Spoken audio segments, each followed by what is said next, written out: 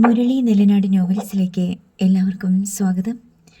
മായാദേവി എഴുതിയ രാത്രിമഴ. കാർത്തിയായനിയുടെ നിൽപ്പ് കണ്ട് ചെറുപ്പക്കാർ രണ്ടുപേരും ചിരിച്ചു. ഉള്ളതാണോ നിങ്ങൾ പറയുന്നത്? അമ്പരപ്പ് വിടാതെ കാർത്തിയായനി അവരെ നോക്കി. ഒരാൾ ബാഗ് തുറന്ന് 1000-ന്റെ ഒരു കെട്ടെടുത്ത് കാർത്തിയായനിയുടെ നേരെ നീട്ടി. അവളുടെ കണ്ണുകൾ തിളങ്ങി. ഞങ്ങൾ പറഞ്ഞില്ലേ ചേച്ചി, ഈ കച്ചവടത്തിൽ കാപ്പട്ടിയുമില്ലെന്ന്. ഇത് അഡ്വാൻസ് 1,00,000 രൂപ. കാർത്തിയായനി നോട്ട് കെട്ട് വാങ്ങി. നിമിഷ നേരം കൊണ്ട് അവളത് മടിക്കുത്തിൽ ഒളിപ്പിച്ചു. ഒരു പരിചയവുമില്ലാതെ ഒരാൾക്ക് 1,00,000 രൂപ തന്നിട്ട് പോകാൻ വിധികളല്ല ഞങ്ങളെന്നറിയാമല്ലോ. ഈ നിമിഷം മുതൽ നിങ്ങളും ആ കൊച്ചും തള്ളയും ഞങ്ങളുടെ നിരീക്ഷണത്തിലായിരിക്കും. ഞങ്ങളറിയാതെ നിങ്ങൾക്ക് ഇവിടം വിട്ട് പോകാനാവില്ലെന്ന് ചുരുക്കം. താടിക്കാരൻ്റെ മുഖത്തെ ചിരിമാഞ്ഞു. കാർത്തിയായനി ഒരു വാക്ക് പറഞ്ഞ വാക്കാ മക്കളെ. അതാണ് ഞങ്ങൾക്ക് വേണ്ടത്. നാളെ ഡിസ്ചാർജ് ആവും. രാത്രി വരെ നിങ്ങൾ ഹോസ്പിറ്റൽ പരിസരത്ത് കഴിയണം. 11 മണിക്ക് ഞങ്ങളെത്തും. ഞങ്ങളുടെ വണ്ടിയുടെ പിന്നാലെ കൊച്ചിനെയും തള്ളയും കൊണ്ട് നിങ്ങൾ വന്നാൽ മതി. ഏറ്റു. വഴിക്ക് വെച്ച് ഞങ്ങൾ നിങ്ങളുടെ വണ്ടി തടയും. കൊച്ചിനെ ബലമായി തട്ടിയെടുത്ത് ഞങ്ങൾ പോകും. ചേച്ചിയെ അവൾ സംശയിക്കില്ല. കേസിന് പോകാതെ നോക്കുന്ന ജോലിയെ ചേച്ചിക്കുള്ളൂ. അത് കൊള്ളാം മക്കളെ. ഞാനത് പറയാൻ തുടങ്ങുമായിരുന്നു. ഇതിനിടയിൽ ബാക്കി കാശ് എപ്പോൾ തരും? അതുകൂടി അങ്ങ് പറ. ഇടപാട് തീർക്കാതൊരു കളിക്കും മക്കൾ കാർത്തിയായനി പ്രതീക്ഷിക്കണ്ട. 10-20 അബ്കാരി കേസിലെ പ്രതിയാ ഞാൻ. തെന്മല വന്ന് കള്ളു കാർത്തിയായനിയെക്കുറിച്ച് ചോദിച്ചാൽ ആരും പറഞ്ഞു തരും. കാർത്തിയായനി മുറുക്കാൻ ചാറ് നീട്ടി തുപ്പി. ചെറുപ്പക്കാർ പരസ്പരം നോക്കി ചിരിച്ചു. ചേച്ചി പണം കൈപ്പറ്റിയിട്ട് ഞങ്ങളുടെ കൂടെ നിന്നാൽ മതി. എന്നാൽ സാബുമോനും ബാബുമോനും ചെല്ല്. നിങ്ങൾ വാക്കു പാലിച്ചാൽ കാര്യങ്ങൾ പറഞ്ഞതുപോലെ നടന്നിരിക്കും. അല്ലെങ്കിൽ തന്ന കാശ് കാർത്തിയായനിയുടെ കയ്യിലിരിക്കും. രണ്ടുപേരും വിരൽ ചുരുട്ടി കാർത്തിയായനിക്ക് ഓരോ ലൈക്ക് കൊടുത്തിട്ട് വണ്ടി വിട്ടു. കാർത്തിയായനി അത്ഭുത സ്തബ്ധയായി നിന്നു. നല്ല സമയത്ത് തന്നെയാണ് ആ പെണ്ണ് വന്നു കയറിയത്. ചെവളരാഘവൻ തരാമെന്ന് ഏറ്റ 1,00,000-ന്റെ 3 ഇരട്ടിയാണ് നാളെ കയ്യിലെത്തുന്നത്. കുഞ്ഞിനെ കൊന്നുകളയാനാണ് രാഘവൻ പറഞ്ഞത്. അതിനെ ഡാമിലെറിഞ്ഞു കളയാനാണ് താൻ പദ്ധതിയിട്ടത്. അങ്ങനെ തന്നെ ചെയ്തെന്ന് രാഘവനോട് പറയാം. മക്കളില്ലാത്ത ഏതോ കാശുള്ള ടീമിനെ വളർത്താനാണ് കുഞ്ഞിനെ കൊണ്ടുപോകുന്നത്. അത് വ്യക്തമാണ്. ഒരു കുഞ്ഞിനെ കൊന്നുകളഞ്ഞ പാപം കിട്ടത്തുമില്ല. അതിനൊരു നല്ല ജീവിതവും കിട്ടും. രോഹിണി നാളിൽ പിറന്ന ആ കുഞ്ഞിന് ദൈവകടാക്ഷമുണ്ടെന്ന് കാർത്തിയായനി ഓർത്തു. നേഴ്സിംഗ് അസിസ്റ്റന്റ് ബെഡിന് നേരെ നടന്നു വരുന്നത് അർച്ചന കണ്ടു. അവളുടെ അരികിൽ വന്ന് ആ സ്ത്രീ നിന്നു. യൂണിഫോമിലായിരുന്നില്ല അവർ. അവരുടെ ഡ്യൂട്ടി സമയം കഴിഞ്ഞിട്ടുണ്ടാവുമെന്ന് അർച്ചനയ്ക്ക് തോന്നി. ഡോക്ടറെ വിളിച്ചോ സിസ്റ്റർ? അർച്ചനയുടെ സ്വരത്തിൽ ഉത്കണ്ഠ നിറഞ്ഞു. മാഡത്തോട് സംസാരിച്ചു. നിന്നെ അവർക്ക് വലിയ കാര്യമാണല്ലോ. ആ സ്ത്രീ ചെറുതായിന്ന് ചിരിച്ചു. അർച്ചനയുടെ മനസ്സ് തണുത്തു. എന്ത് പറഞ്ഞു സിസ്റ്റർ? അവരിപ്പോൾ മൂന്നാറില്ല, ഒരു ടൂറ് പോയതാ. ഇന്ന് രാത്രി തിരിച്ചെത്തും. നാളെ നിന്നെ കൂട്ടിക്കൊണ്ടു പോകാൻ വരുമത്രേ. ഈശ്വര, ഹിമ മാഡം നേരിട്ട് വരുമെന്നോ? ഉച്ചയ്ക്ക് മുമ്പായി ഇവിടെ എത്തും. രാവിലെ ഡിസ്ചാർജ് ആയാലും മറ്റൊരിടത്തും പോകാതെ ഇവിടെ തന്നെ വെയിറ്റ് ചെയ്യാൻ പ്രത്യേകം പറഞ്ഞിട്ടുണ്ട്. അല്പം വൈകിയാലും ഒരിടത്തേക്കും പോകരുത്. അർച്ചന മന്ദഹസിച്ചു. മാഡം എന്നെ കൈവിടില്ലെന്ന് എനിക്കറിയായിരുന്നു. നിന്റെ കൂടെയുള്ള സ്ത്രീയെ നീ എങ്ങനെ ഒഴിവാക്കും? മാഡം സംസാരിച്ചു കൊള്ളും. അല്ലെങ്കിൽ തന്നെ നിന്നെയും കുഞ്ഞിനെയും വീട്ടിലേക്ക് കൊണ്ടുപോകാൻ ആ സ്ത്രീ താല്പര്യപ്പെടുമെന്ന് തോന്നുന്നില്ല. അവളൊന്നും പറഞ്ഞില്ല. നിനക്ക് വേണ്ടി ഞാനിതൊക്കെ ചെയ്തെന്ന് പുറത്താരോടും പറയരുത്. ഇല്ല സിസ്റ്റർ. കാർത്തിയായനി വരുന്നത് അർച്ചന കണ്ടു. ആ സ്ത്രീ അവിടെ നിന്ന് നടന്നുപോയി. അവരെന്താ പറഞ്ഞത്? കയ്യിലിരുന്ന കവർ സ്റ്റാൻഡിൽ വെക്കുമ്പോൾ കാർത്തിയായനി ചോദിച്ചു. അത് നേഴ്സിംഗ് അസിസ്റ്റൻ്റാ. കുഞ്ഞിൻ്റെ കാര്യം ചോദിക്കാൻ വന്നതാ. ലേബർ റൂമിൽ അവരുണ്ടായിരുന്നു. ഭക്ഷണം കഴിക്കാം, എഴുന്നേൽക്ക്. എഴുന്നേറ്റിരിക്കാൻ കാർത്തിയായനി അവളെ സഹായിച്ചു.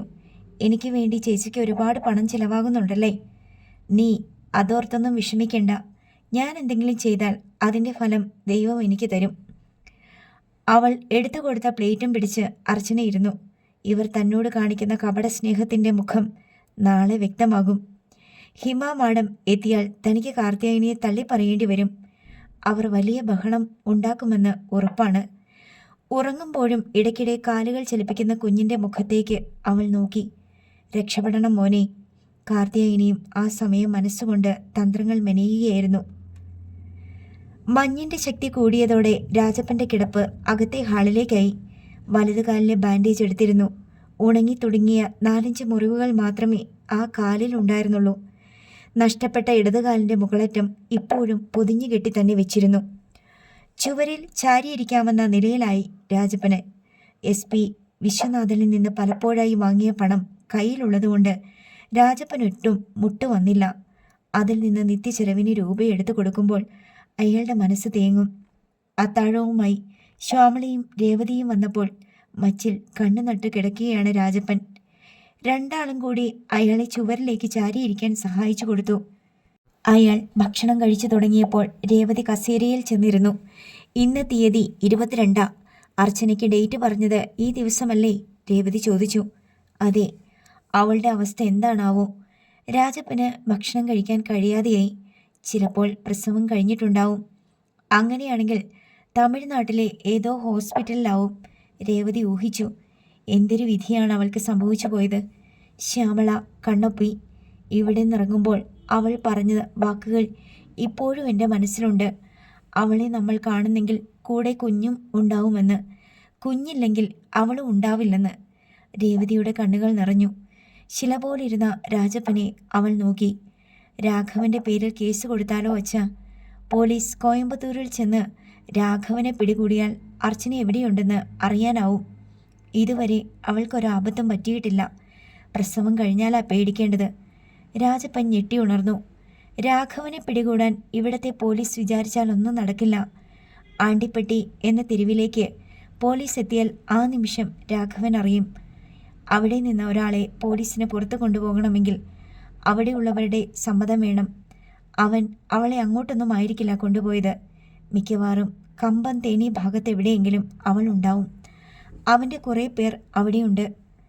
അർച്ചന കൈവിട്ടു പോയെന്ന് ശ്യാമളയ്ക്ക് ഉറപ്പായി. പ്രസവിച്ചു കഴിഞ്ഞാൽ കുഞ്ഞിനെ ഉപേക്ഷിച്ചിട്ട് അവളെ അയാൾ മുംബൈയിലേക്ക് കൊണ്ടുപോകും.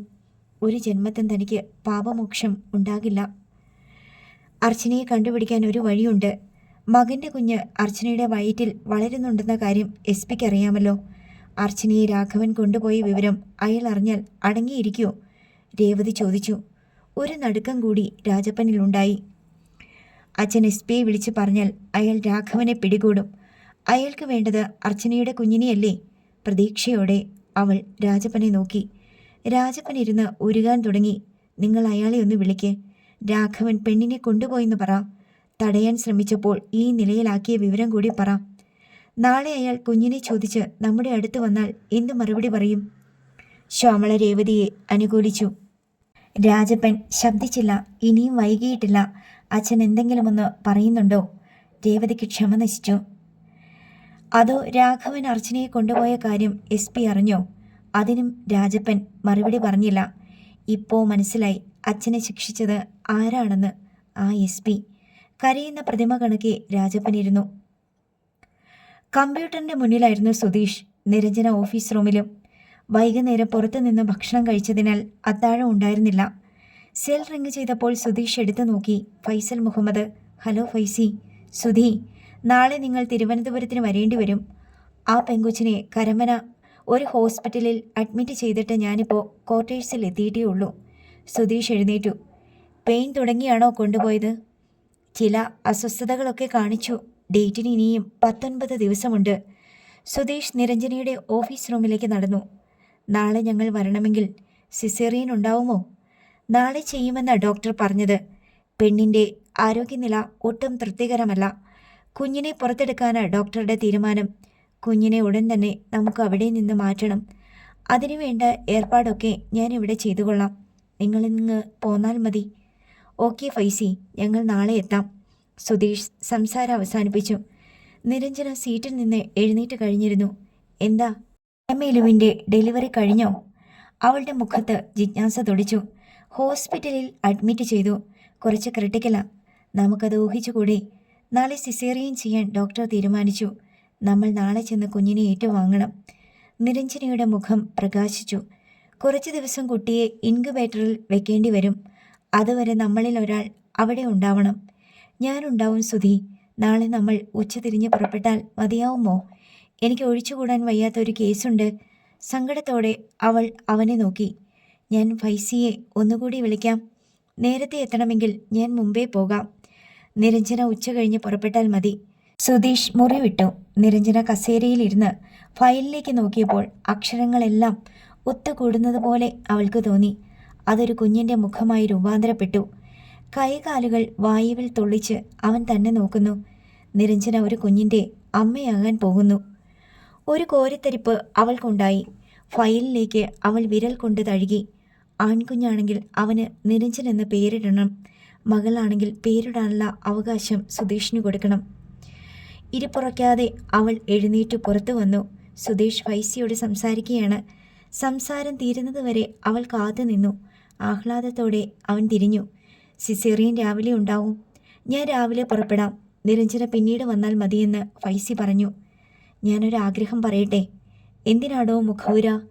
സുധീഷ് ചിരിച്ചു. മോനാണെങ്കിൽ അവന് ഞാൻ നിരഞ്ജൻ എന്ന് പേരിടട്ടെ? സുധീഷ് ഉറക്കെ ചിരിച്ചു. Very good. അത് നമ്മൾ ഉറപ്പിച്ചു കഴിഞ്ഞു. പെൺകുഞ്ഞാണെങ്കിലോ? അത് സുധിയുടെ ഊഹം.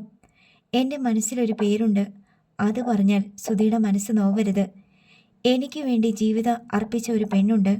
അവൾ അതറിയുന്നില്ലെങ്കിലും എനിക്ക് ഈ ജീവിതം ലഭിച്ചത് അവൾ കാരണമാ. സുധീഷിൻ്റെ മുഖത്തെ ചിരി പതിയെ മങ്ങി. അർച്ചന. സുധീഷിൻ്റെ മനസ്സുരുവിട്ടു. ഒന്നല്ല 100 വട്ടം. ആദ്യം സ്നേഹിച്ച പെണ്ണ് ഒരു പുരുഷൻ്റെ മനസ്സിൽ നിന്നും പോവില്ലെന്ന് എനിക്കറിയാം. എല്ലാം അറിയാവുന്നവളല്ലേ ഞാൻ. അതൊരു പെൺകുഞ്ഞാണെങ്കിൽ നമുക്കവളെ അർച്ചന എന്ന് വിളിക്കാം.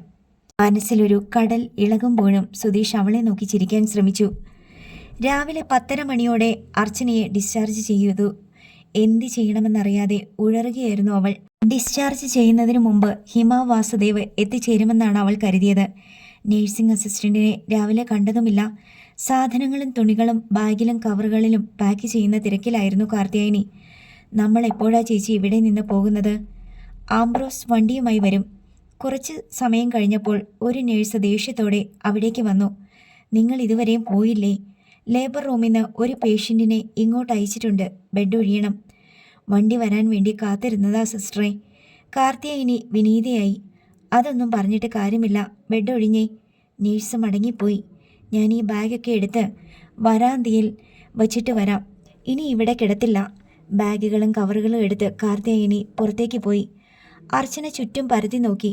ഹിമ മാഡം ഒരു ദൈവത്തെ പോലെ മുന്നിലേക്ക് വന്നെങ്കിൽ എന്നവൾ പ്രാർത്ഥിച്ചു. ആ നേഴ്സിംഗ് അസിസ്റ്റൻറ്റിനെ ഒന്ന് കണ്ടാലും മതിയായിരുന്നു. ഈശ്വര, ഈ അഗ്നി പരീക്ഷയിൽ നിന്ന് രക്ഷപ്പെടുത്തണേ. ഒന്നും അറിയാതെ ബെഡിൽ കിടക്കുന്ന കുഞ്ഞിനെ അവൾ നോക്കി. കാർത്യായനി മടങ്ങി വന്നു. എഴുന്നേൽക്ക്, നമുക്ക് വരാന്തയിൽ ചെന്നിരിക്കാം. എഴുന്നേൽക്കാൻ അവളെ കാർത്യായനി സഹായിച്ചു. ബെഡിൽ കിടന്ന കുഞ്ഞിനെ കാർത്യായനി എടുത്തു. അടുത്ത ബെഡിൽ ഉണ്ടായിരുന്നവരോട് യാത്രയും പറഞ്ഞു. വരാന്തയിൽ കൂട്ടിരിപ്പുകാരും രോഗികളുമായി കുറേ പേർ ഉണ്ടായിരുന്നു. ആളൊഴിഞ്ഞ ഒരു ഭാഗത്ത് അവർ ഇരിപ്പ് പിടിച്ചു. പെട്ടെന്നൊന്നും വണ്ടി വരരുതേ എന്ന പ്രാർത്ഥനയിലായിരുന്നു അർച്ചന. കാർത്യായനിയും വലിയ തിടുക്കമൊന്നും കാണിച്ചില്ല. 1 മണി കഴിഞ്ഞപ്പോൾ കാർത്യായനി ഊണ് വാങ്ങാൻ താഴെ വന്നു. ആ 2 ചെറുപ്പക്കാർ അവളുടെ മുന്നിൽ പ്രത്യക്ഷപ്പെട്ടു. വരാന്തയിൽ ഇരിപ്പുണ്ടല്ലേ? താടിക്കാരൻ ചിരിയോടെ ചോദിച്ചു. അതെ അതെ, അവിടെ ഞങ്ങളുടെ ആളുകളുണ്ട്. ബാക്കി കാശ് കൊണ്ടുവന്നില്ലേ? ആക്രാന്തം കാണിക്കാതിരിക്കും ചേച്ചി. പണം 6 മണിക്ക് തരും. അത് കിട്ടിയിട്ട് പുറത്തു വന്നാൽ മതി. അവർ നടന്നുപോയി. ഊണ് കഴിക്കുമ്പോൾ അർച്ചന ചോദിച്ചു. വണ്ടി എന്താ വൈകുന്നത്? ഭാരതി ഓമ്നി ശബരിമല ഓട്ടത്തിന് പോയിട്ട് വരുന്നതേ ഉള്ളൂ. വണ്ടി കയ്യിൽ കിട്ടിയിട്ട് വേണം അംബ്രോസിന് അതുമായിട്ട് വരാൻ. ഓട്ടോ കൊണ്ടുവരണ്ടെന്ന് ഞാൻ അവനോട് പറഞ്ഞതാ. ഇവിടുന്ന് ഒരു വണ്ടി വിളിച്ചാൽ കീറി വാങ്ങും. അല്ലായിരുന്നെങ്കിൽ അവനോട് വരണ്ടെന്ന് പറയാമായിരുന്നു. ആംബ്രോസ് വരട്ടെ ചേച്ചി. ഹിമ മാഡത്തിന് രാവിലെ എന്തെങ്കിലും അസൗകര്യം വന്നിട്ടുണ്ടാവുമെന്ന് അവൾ ഊഹിച്ചു. കുറച്ച് വൈകിയാലും അവർ വരാതിരിക്കില്ല. നേഴ്സിംഗ് അസിസ്റ്റൻ്റ് ഉറപ്പ് പറഞ്ഞതാണ്. സമയം പിന്നെയും നീങ്ങിക്കൊണ്ടിരുന്നു. വൈകുന്നേരമായിട്ടും ഹിമ വാസുദേവനെ കാണാതായപ്പോൾ കാര്യങ്ങൾ കൈവിട്ടു പോവുകയാണെന്ന് അർച്ചനയ്ക്ക് മനസ്സിലായി. ആ നേഴ്സിംഗ് അസിസ്റ്റൻ്റ് തന്നെ പറ്റിച്ചതാവുമോ? അവർക്ക് കള്ളം പറയേണ്ട എന്ത് കാര്യമാണുള്ളത്? അതോ ഹിമ മാഡത്തിന് എന്തെങ്കിലും തടസ്സങ്ങൾ വന്നതാവുമോ? അങ്ങനെ വരാനേ തരമുള്ളൂ. 6 മണിയായപ്പോൾ കാർത്യായനി താഴേക്ക് പോയി. വരാന്തയിൽ കിടക്കുന്ന കുഞ്ഞിനെ നോക്കി അർച്ചന കണ്ണു തുടച്ചുകൊണ്ടിരുന്നു. 15 മിനിറ്റ് കഴിഞ്ഞാണ് അവർ മടങ്ങി വന്നത്. കയ്യിൽ ഒരു കവറിൽ പൊതിഞ്ഞ് എന്തോ ഉണ്ടായിരുന്നു. ഒരു ജോഡി ചപ്പൽ വാങ്ങിയതാ. കവർ തിടുക്കത്തിൽ ബാഗിനുള്ളിൽ കാർത്യായനി താഴ്ത്തി വെച്ചു. ആ പെരുമാറ്റത്തിൽ ഒരു കള്ളത്തരം അർച്ചനയ്ക്ക് തോന്നി. ആംബ്രോസ് വിളിച്ചിരുന്നു. വണ്ടി കഴുകി തുടച്ചിട്ട് അവൻ ഉടൻ പുറപ്പെടും. നമുക്ക് താഴേക്ക് പോകാം. അർച്ചനയ്ക്ക് കരച്ചിൽ വന്നു. ഇനി അവർക്കൊപ്പം പോവുകയേ നിവൃത്തിയുള്ളൂ. രാത്രി കുഞ്ഞുമായി അവിടെ നിന്ന് രക്ഷപ്പെടണം. കാർത്തിയായനി 2 ബാഗുകളും തോളിലേറ്റി. വരാന്തയിൽ നിന്ന സ്ത്രീയിൽ നിന്ന് കുഞ്ഞിനെ കയ്യിൽ വാങ്ങി. കവറുകൾ അർച്ചന എടുത്തു. അവർ ഹോസ്പിറ്റലിന് പുറത്തെത്തുമ്പോൾ ഇരുട്ട് വീണിരുന്നു. ആശുപത്രി മുറ്റം ചെമ്പിച്ച വൈദ്യുതി വെളിച്ചത്തിൽ കുളിച്ചു നിന്നു. വണ്ടികൾ പാർക്ക് ചെയ്തിരുന്ന ഒരു ഭാഗത്ത് സിമന്റ് കെട്ടിൽ അവർ ഇരുന്നു. തലയ്ക്ക് മുകളിൽ ചേക്കേറിയ പക്ഷികൾ കലവില കൂട്ടിക്കൊണ്ടിരുന്നു. ചിലരൊക്കെ നോക്കുന്നത് അർച്ചന ശ്രദ്ധിച്ചു. കുഞ്ഞിനെ ചേർത്ത് പിടിച്ച് ഇടത് കൈകൊണ്ട് മൊബൈലിൽ കുത്തി കാർത്തിയായനി ആംബ്രോസിനെ വിളിച്ച് ദേഷ്യപ്പെട്ടു. കുറെ ചീത്തയും വിളിച്ച് കല്ലിയടക്കി. അവൻ പുറപ്പെട്ടിട്ടുണ്ട്, ഉടനെ എത്തും. കാത്തിരിപ്പ് നീണ്ടുകൊണ്ടിരുന്നു. ഉരുകുന്ന മനസ്സോടെ അർച്ചനയിരുന്നു. കാർത്തിയായനിയുടെ കയ്യിലിരുന്ന കുഞ്ഞ് ഉറക്കത്തിലായിരുന്നു. 10:30 മണി കഴിഞ്ഞപ്പോൾ കാർത്തിയായനിയുടെ മൊബൈൽ റിങ് ചെയ്തു. അവൾ കോൾ എടുത്തു.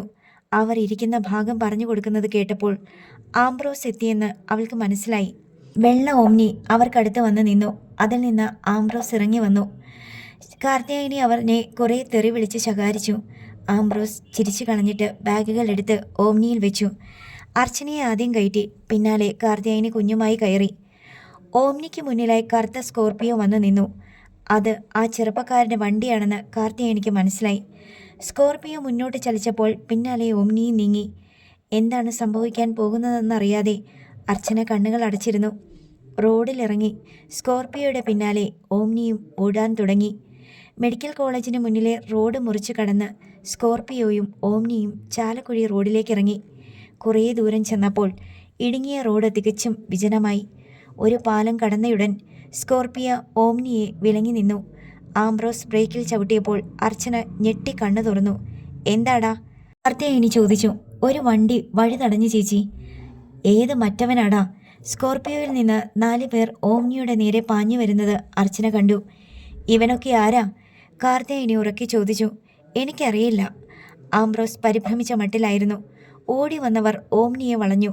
2 പേർ ഓമ്നിയുടെ വാതിൽ വലിച്ചു നീക്കി. ഒരാൾ വടിവാൾ ആംബ്രോസിൻ്റെ കഴുത്തിൽ വെച്ചു. അർച്ചന നടുങ്ങി ധരിച്ചിരുന്നു. നിങ്ങളൊക്കെ ആരാ? എന്താ വേണ്ടേ? കാർത്തിയായനി ഉറക്കി ചോദിച്ചു.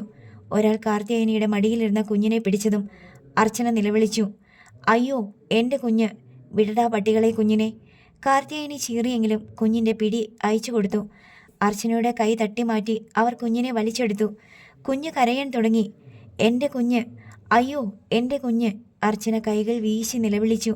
കുഞ്ഞിനെ തട്ടിയെടുത്ത ആൾ സ്കോർപിയോയ്ക്ക് നേരെ ഓടി. കൂടെ 3 പേര് ഓടി. അവർ വണ്ടിയിൽ കയറി. ഒരു കുതിപ്പിന് സ്കോർപിയോ പാഞ്ഞുപോയി. എൻ്റെ മോനെ! അർച്ചന ബോധമറ്റു വീണു.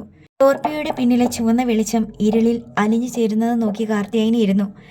ആംബ്രോസ് മാരുതി ഓമ്നി റോഡിലിട്ട് വേഗത്തിൽ തിരിച്ചെടുത്തു. വിട്ടുപോയിക്കോ, അവൾ കണ്ണു തുറക്കുന്നതിന് മുമ്പ് നമുക്ക് സിറ്റി വിടണം.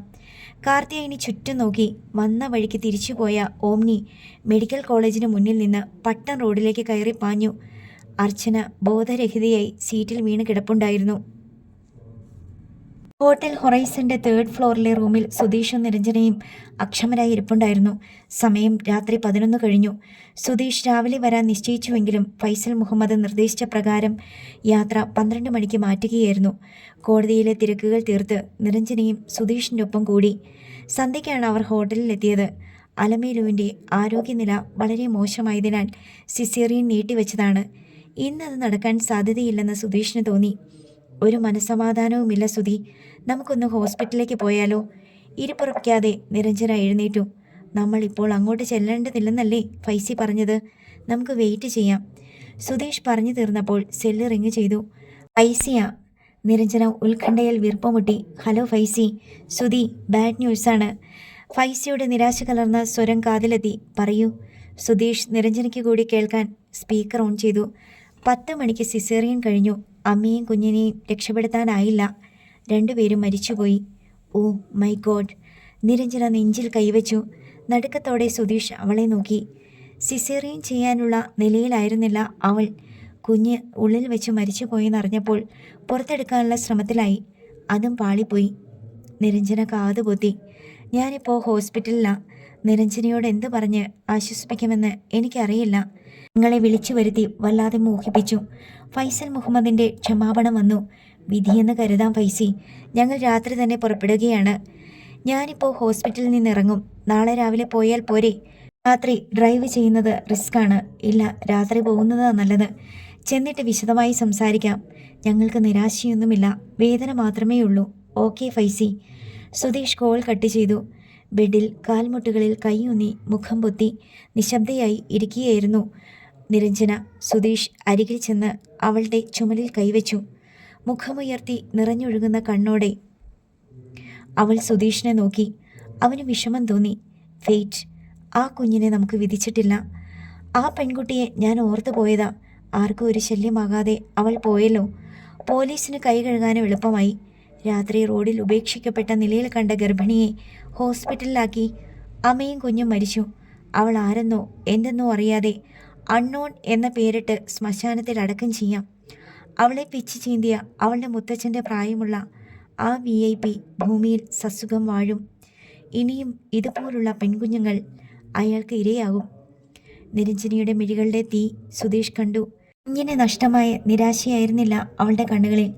ഞാനിത് വെറുതെ വിടില്ല സുധി. അയാളുടെ മുഖം മൂടി ഞാൻ വലിച്ചു കീറും. സുധീഷ് പകച്ചു. വേണ്ട, നമുക്ക് വേണ്ടി നല്ലൊരു കാര്യം ചെയ്യാൻ മനസ്സ് കാണിച്ച ഫൈസിയെ അത് ബാധിക്കും. അയാളെ ചതിക്കാൻ ഞാൻ സമ്മതിക്കില്ല. ആവശ്യമില്ലാത്ത കാര്യങ്ങൾ ചിന്തിക്കരുത്. പിന്നെ ഞാൻ എന്തിന് അഡ്വക്കേറ്റ് എന്ന കുപ്പായമിട്ട് നടക്കണം? സുധി എന്നെ തടഞ്ഞാൽ ഞാൻ അഡ്വക്കേറ്റായി തുടരില്ല. പ്ലീസ് നിരഞ്ജന, നമുക്കുടൻ മടങ്ങിപ്പോകണം. ഇനി ഒരു നിമിഷം ഇവിടെ നിൽക്കാൻ പാടില്ല. സുധീഷ് ചെന്ന് ഫോണെടുത്ത് 9 വിരലമർത്തി. 10 മിനിറ്റിനുള്ളിൽ റൂം വെക്കേറ്റ് ചെയ്യുന്ന വിവരം അയാൾ റിസപ്ഷനിൽ വിളിച്ചു പറഞ്ഞു. നോവൽ തുടരും.